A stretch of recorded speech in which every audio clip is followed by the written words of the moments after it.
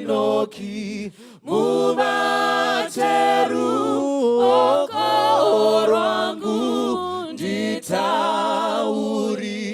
ranenemi kananzira yoshaikwa divumeidi fambenemi handingambo fambideka duturiri kuvuvuta mirauya kateiwa wawengiwa nondieza eseaya matambuzo tenzipu maindi fambenemi kuti mandi pazororo zvepasizvi noanando ndozofamba nekushinga ndotakura muchinjiko nakarandi one zioni tenzi vumaindi fambenemi kuti mandi pazororo zvepasizvi zvinoanando ndozofamba nekushinga ndotakura muchinjiko nakarandi one zioni tenzi vumaindi fambenemi.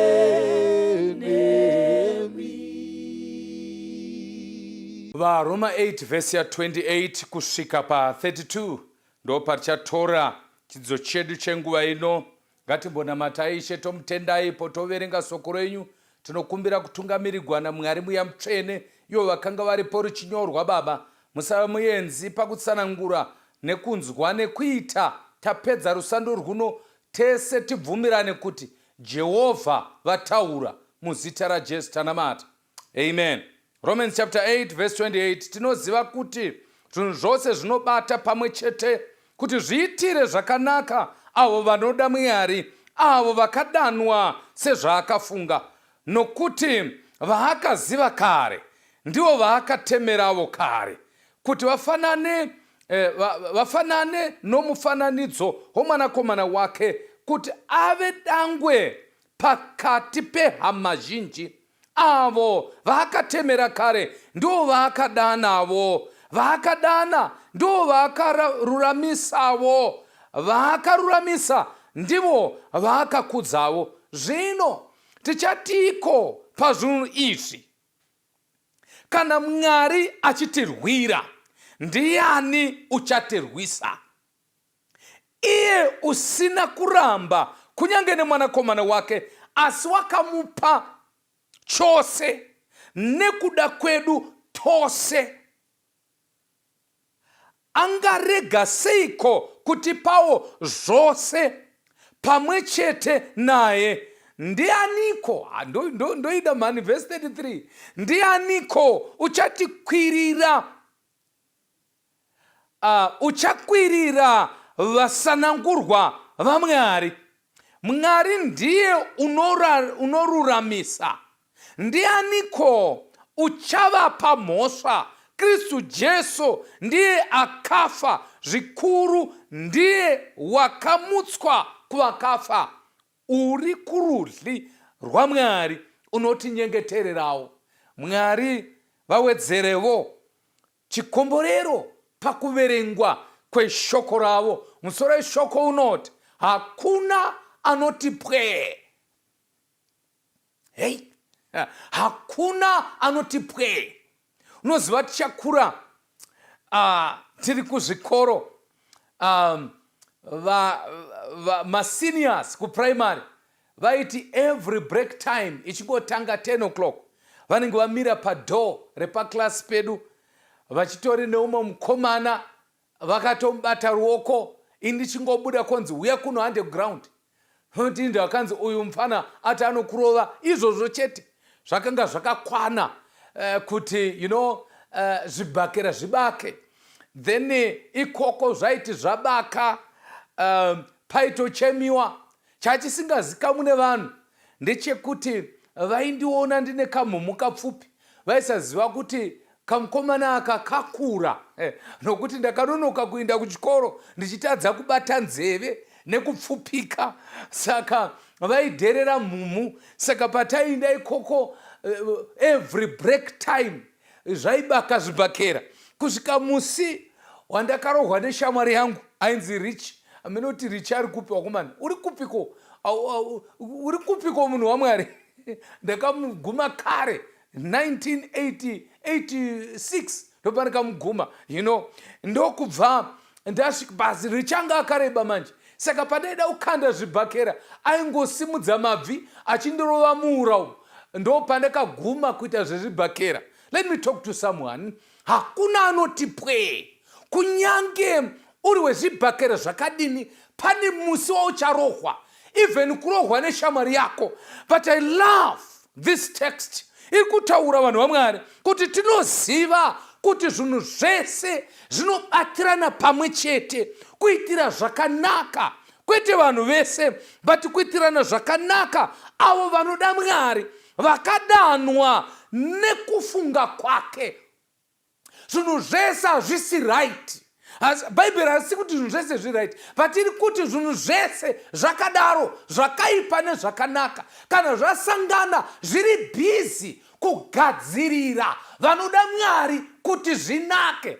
Ameno kana muchinzwa zviri panapa zviri kurehwa kuti kunyange une problem yakadini iri kugadzira zviri kukanyaniswa kuti zvinakire iwe. Kunyange zvakakuomera izvino usatarise upenyu neincident 1 incident iyoyo ikanyanise neimwe yakamboitika. Zvese zvinobatira pamwe chete kuti zviitire zvakanaka avo vakadanwa nezita raJesu sekufunga kwake. Kabva kwanzi nokuti vakaziva kare. Vanhu vaMwari, imi ndimi akandiziva manje manje. Handizveri, even my parents havana chavanoziva pamusoro pangu.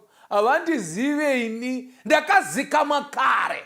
Akandiziva kare ndiJehovha. Ndinorangaridzwa Jeremia omboramba achinzi naMwari ndoda kukutuma mufana. Kanzi aiwa ndingaindi zvakamira mukudai. Kanzi aiwa Jeremia handina kukuziva today uchiri mumimba yamai vako. Actually chishona chinonyima chirungu chinotaura kuti ipapo pakasangana mazai acho mudumbu pazvakanga zvichiitika. Haleluya. Chimusoro chezai pachakasanganawo nechimusoro chezai ramai. Let me do that. Ndingozvitaura zvakadaro. Ipapo ndo pazvakaitika. I knew you before you were formed.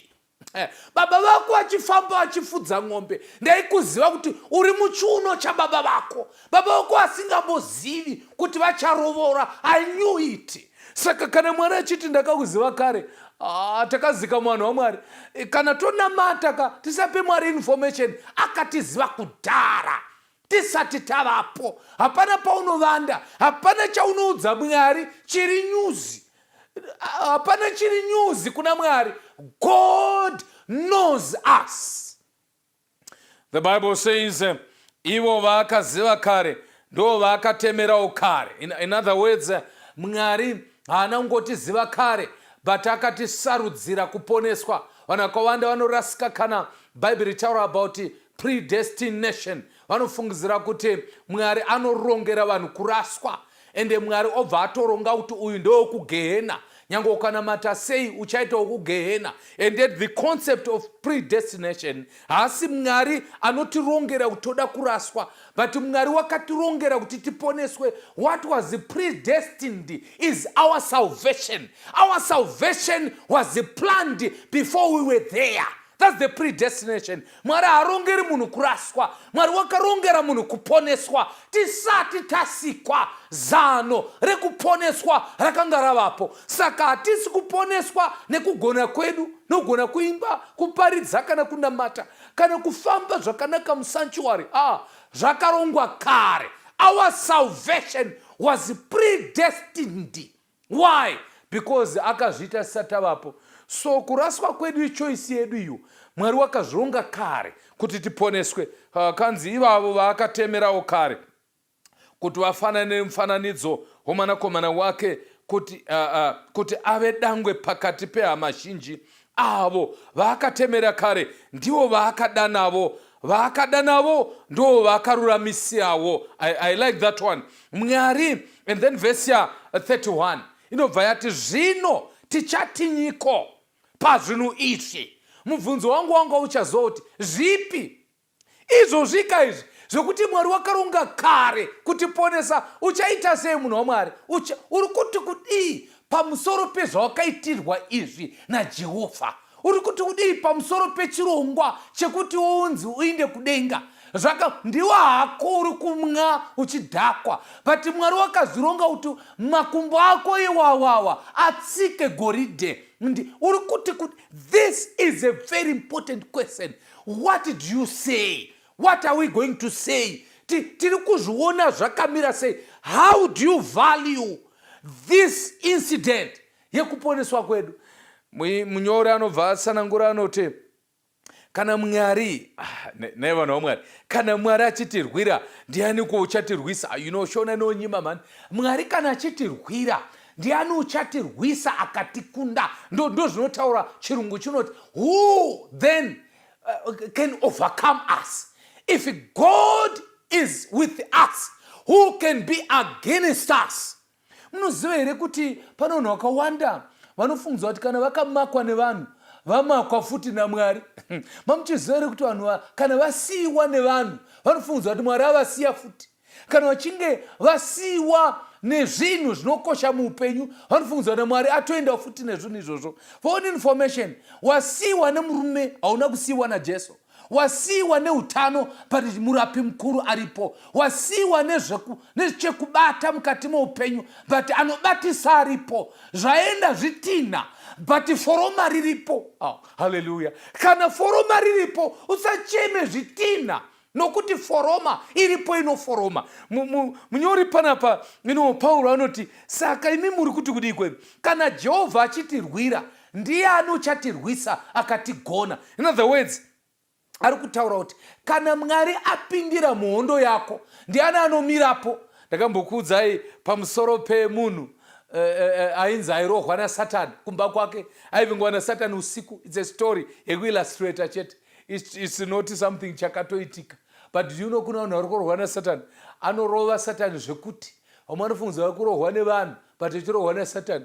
Why? Because Satani anogona kushandisa vanhu, anogona kukusiyawo nemavanga. Saka murume uyu kunonzi airohwa usiku kuma11, osiyiwa achiita seafa pamukova wemba yake.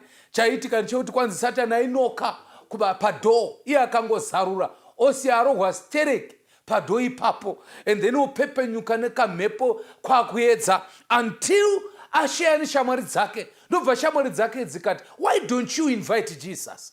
Kana une shamwari, ushamwari kahwakanaka kana une shamwari dzakanaka, especially kana uri shamwari yakanaka. Do you know kuti unogona kuda vanhu vakanaka but wakaipa? Wozofungidzwa kuti vanhu vakaipa kandi windo rako rakasviba. No, kunonzi this other day akainvita Jesu kumba kwake. Ndobva amutsanangurira kuma11 Satani anouya pano ondirova kana ndichinge ndazarura mukova. Kana andirova ndozongopepuka ndave nemavanga. Jesu anoti don't worry, rega ndione, tichaona kana achinge auya. Saka kunonzi Jesu anga akugara pane rimwe sofa, kanzi amusagara ipapo because ndo paanofarira kuda kugara ipapo kana achinge auya. Jesu ndokubva hake ndokugara pane rimwe.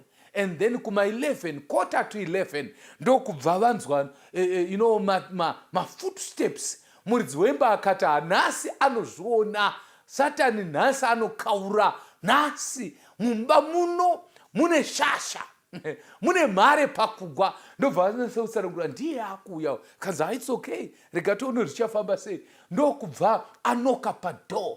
Paakanoka padhoo ndobva murume nemanyawi asimuka achimhanya kudhoo achinyasa kutaura kuti nhasi pako panopera. Paakavhura dhoo ndokubva arohwa stereki naSatani. Ndokubva Jesu amudhonzera umba until zvaitika 3 times. Kusvika murume uyu aita yakaitwa najaya mupfumi, he came back to his senses. Akati tonight I will not even raise my hand. Handisi kuzofamba kuinda kudhoo. Ndopaakagona decision yakanaka. Ndokubva anzwa noko kanzi Jesus, here is the devil, please take him on. Ndokubva Jesu asimuka. Paakangotanga kufamba achiinda kudhoo, only the footsteps dzakaita kuti Satani atize, akaziva kuti matsimba akufamba handina kuajaira. Let me talk to someone. Uri kudhuva kuda kudaidza Jesu womutungamirira. Rega Jesu atungamirire upenyu hwako. Jesu anogona kuva ari kumba kwako, unogona kuve une himbuku, unogona kuve une mavhesi, but it's Jesus leading your family. Oh, Jesus is just among your family. Jesu ari pakati pemhuri yako here kana kuti ari kutungamirira. Chandingangokurudzira munhu waMwari, handigoni kukutonga nokuti handizivi kuti zvakamira sei. Chandingangokurudzira, rega Jesu atungamirire maaffairs eupenyu hwako. Hongu unoenda kuchechi, but hazviti kuti Jesu apindire kana usina kumupa mukana. Anoda kupiwa mukana wokuti aite take control of your life. Kana Jesu atungamirira, hapana anoti pwe, nokuti iye anogona. Haapindi munhandare akasiya timu yakaruza.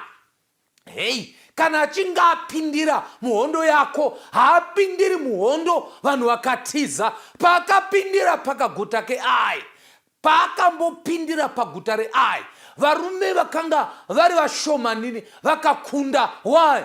naJesu tinenge tiri vazhinji. Akapinda mugomba reshumba naDaniel. Daniel akafuma asina pakakuvadzwa neshumba, nokuti Jehovha anga apindira. Chanetsa vanhu vekwedu vane zvivindi zvekungopfeka Jesu but vasingaregi Jesu achitungamirira. Kuva nemavhesi hazvidzingi Satani, nokuti Satani anoverenga achitokota nekuwedzera. But kana una Jesu achitungamirira, zviro kwazvo hapana anoti pwe. The Bible says, iye, ndiri kuverenga pavhesi ya 32 ka, iye usina kuramba kunyange nemwanakomana wake, asi wakamupa chose nekuda kwedu tose. I want you to underline mavara aya. Kuri kunzi kana akatipa mwanakomana, chii chaangati nyime? Inzwa vanhu vaMwari, chaakatipa chinokunda zvatiri kuda. Saka kana atipa chakakosha, angati nyime sei chisina kukosha? Just check value yemwanakomana akatipa. Saka mwana anorovora angatadza nei kukupa? Iye akupa mwanakomana akafa akamuka akadzikinura, anorovora. Ndapa mucherechedzo kakumhandara dziri pana pakuti chauri nyaya kuchema chii? Unoziva here kuti takapiwa chipo chikuru kudarika zvauri kuchemera? Unochemerei? Ndahwa uchiti kwaye ndachida kuti ndiwane mota. What is the motor as compared to the blood of Jesus? Iye akatidzikinura neropa rake. Chii chaungati kambani? Chii chaungati wewe production? Chii chaungati kufamba kwezvinhu? Handi vanhu toti kwaye Mwari tibatsirei tiwanewo zvikwanisiro. Sometimes ndomboshamisika kuti muda kuita zvirahwe zvakadaro kuna Mwari seiko? Ingoti Mwari ndipewo mari ndiwanewo zvikwanisiro. What is that zvikwanisiro? Zvii zvamuda kuita, uda kunzvenga. Tell Jesus what you want. Mwari ndiri kuda mari yekuti ndiite zvakati. God knows zvikwanisiro zvipi. Kana akakupa mwanakomana, angakunyima sei zvikwanisiro? This is what the Bible is saying. Saka hapana kanogona kuti pwe mukati meupenyu, because Jehovah akatipa chinhu chikuru.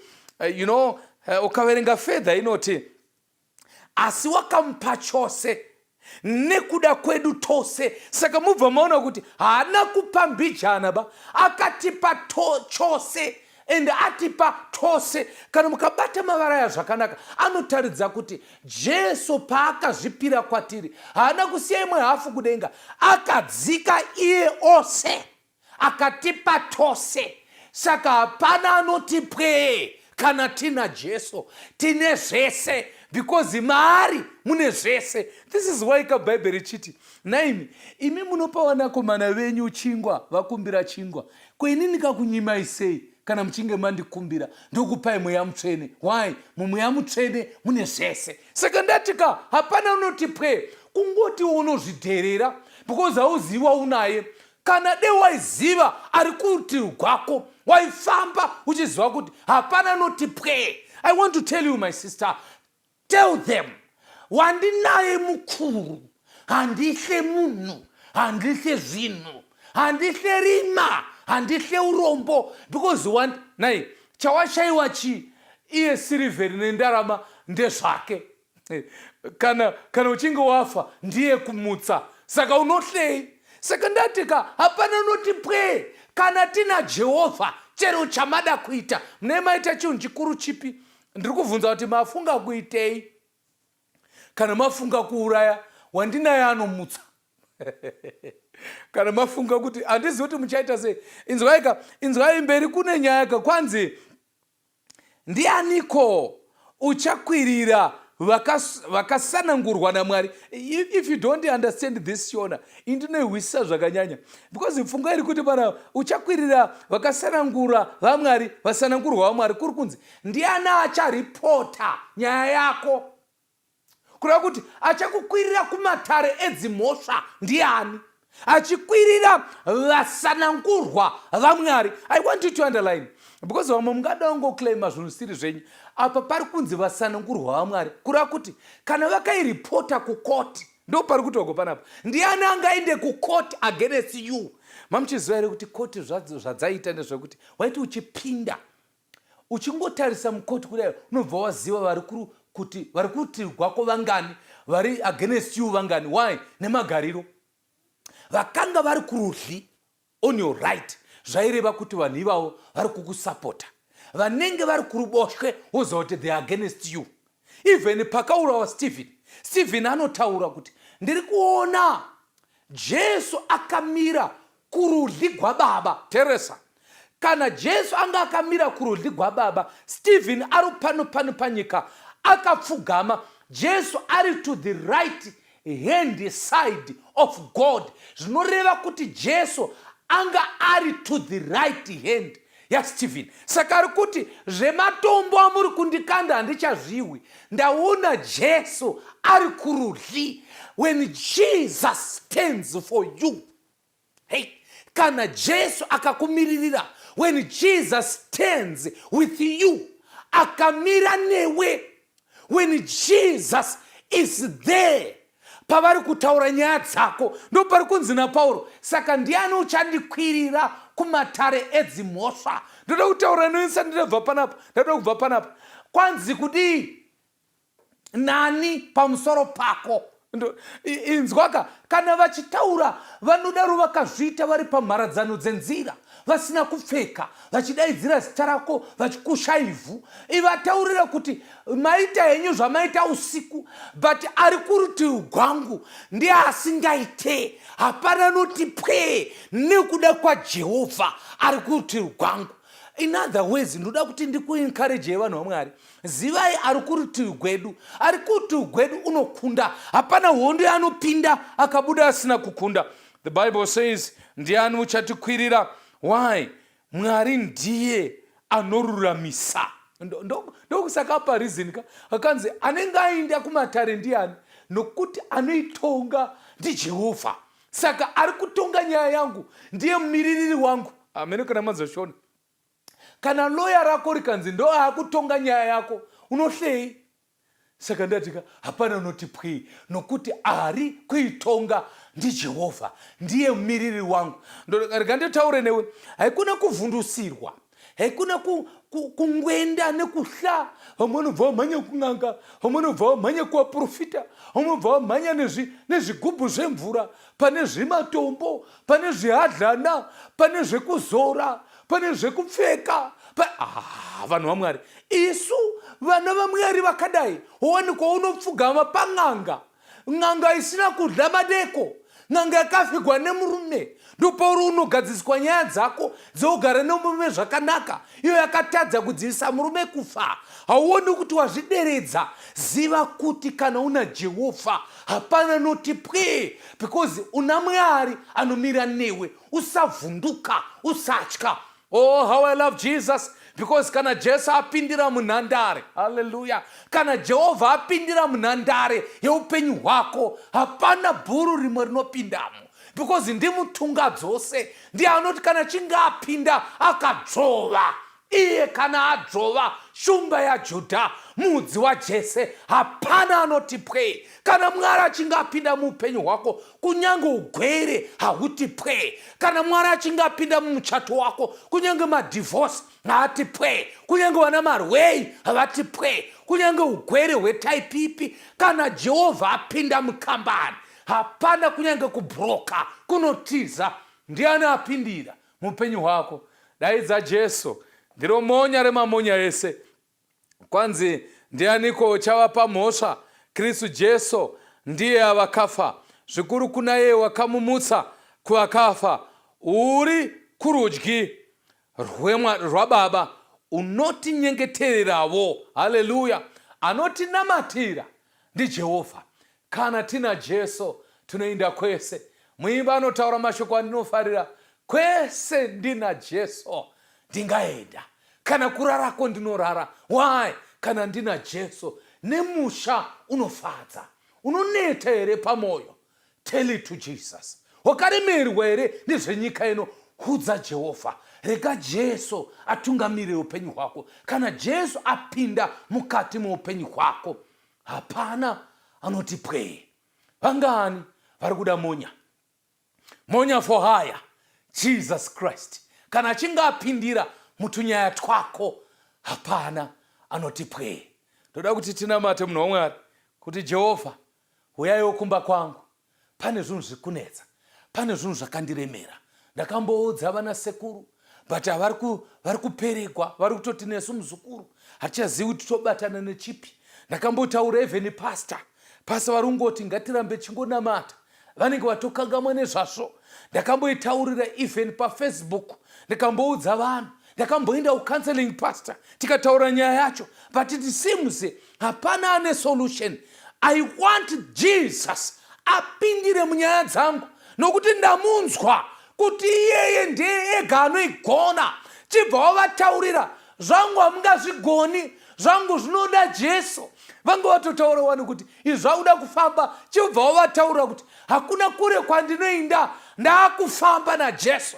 Kana vakati zvakuda kuti umbobuda, vataurire kuti hongu ndiri kubuda mukati memba yangu ndichipinda mutabhenakeri yaMwari. Kana ndina Jesu, zvinhu zvese zvinofamba zvakanaka. Is this service saying hausi kuzotambudzika? No. Jesu anotaura kuti imi kana muchinge muchindida, muchatora muchinjikwa mobva manditevera. Zvinoreva kuti nhamo dzedu dzese tinodzitakura, but tichinda nadzo kuna Jesu. Let me show you something. Hakuna munhu asina nhamo yake. Kunyange unoti vane upfumi, vane nhamo dzavo. Kungosiyana bedzi kachemero, but tese tengochema. Umwe anochema akaguta, umwe anochema magonyeti akapaka, umwe anochema mabhizinesi achifaya, but umwe anochema asina chekudya, umwe anochema asina kana chinomubatsira muupenyu, but eventually tese tinenge chingochema. Anogona chete kunyaradza, anogona kutakura mutoro, it's Jesus ndiye anoigona. Saka ndichiti ine munhu waMwari, wadaidza vanhu vese, but pane one chete anoigona.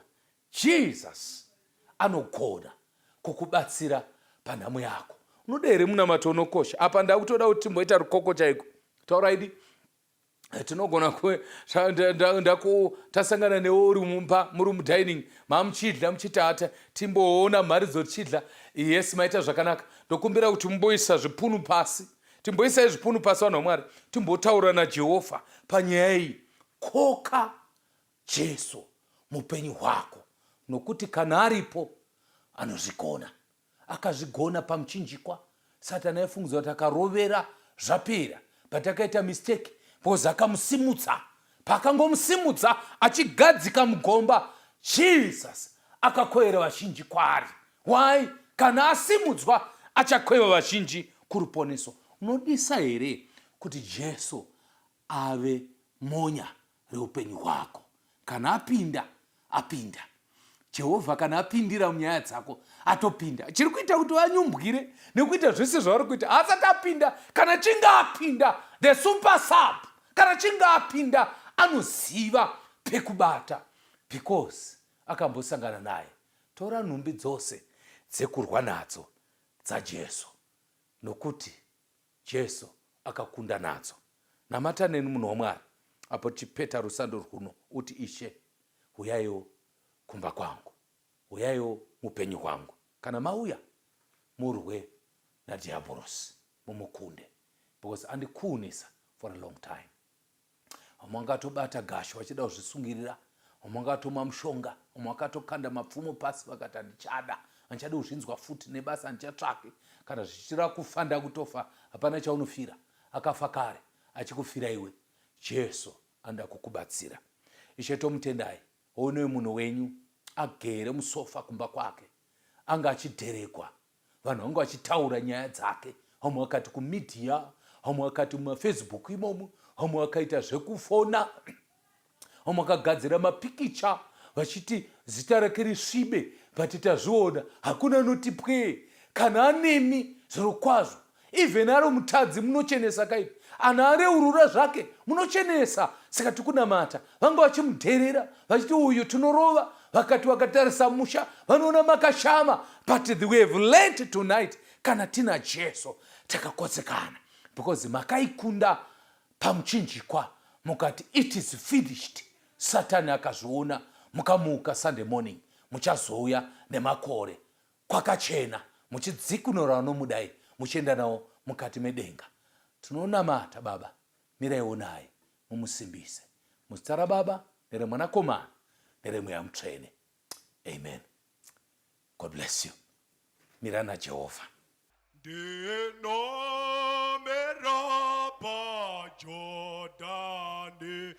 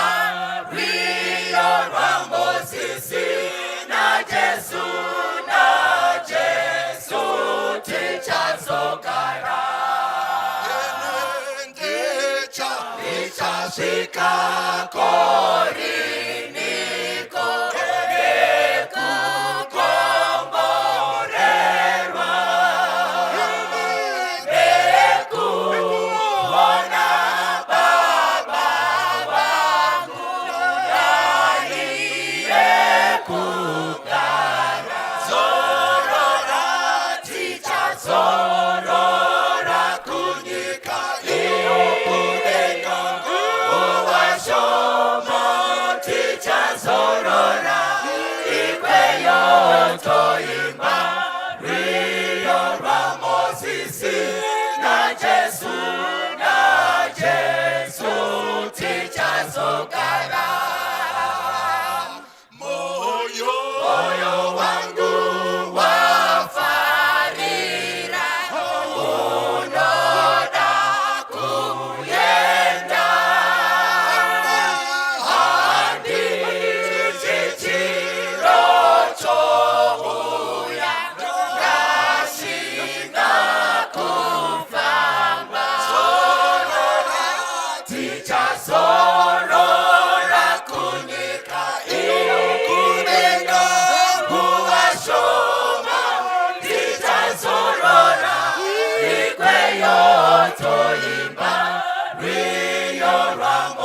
Moses, na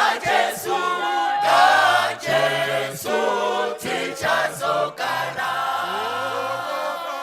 tichazorora kunyika kulenga uwashova, tichazorora ikweyo toimba rwiyo rwa Moses, na Jesu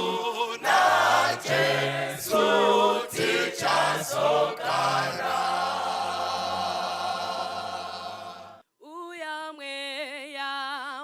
Wakachena mundikomborerei, kuti moyo wangu ucha kukudza nguva dzese. Ndidzidziseni kukuda, kuziva zvakanaka, chikariro chembiri chinondipa kufara. Ndauya kune mitenzi munozondibatsira, ndinosimbira kunemi mundisvitse kumusha. Jesu wakanditsvakisa, ndanga ndiri mufambi, mudambudzo wandibvisa, ngeropa rake iri ndakashira mutsa wenyu, ndinomu